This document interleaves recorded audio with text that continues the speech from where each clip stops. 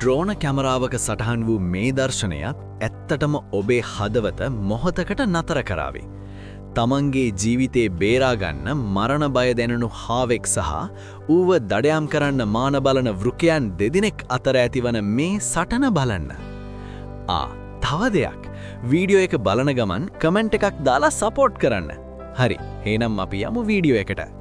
සාමාන්‍යයෙන් කැලෑවකදී නම් පඳුරක් අස්සේ හැංගිලා හාවෙකුට ලේසියෙන් බේරෙන්න පුළුවන්. නමුත් මේ වගේ විශාල ව්‍යවෘත පිට්ටනියක හාවාට තියෙන එකම විසඳුම තමයි තමන්ගේ උපරිම වේගයෙන් දුවන එක.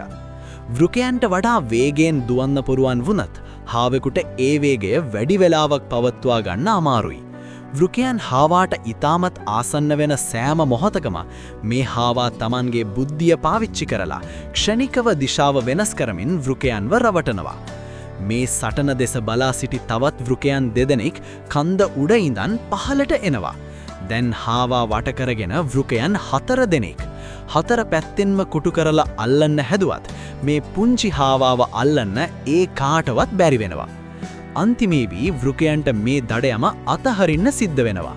වෘකයන් දුවන්නේ තමන්ගේ කුසගින්න නිවාගන්න ආහාරයක් සොයාගෙන වුණාට හාවා දුවන්නේ තමන්ගේ එකම ජීවිතේ බේරා ගන්නයි.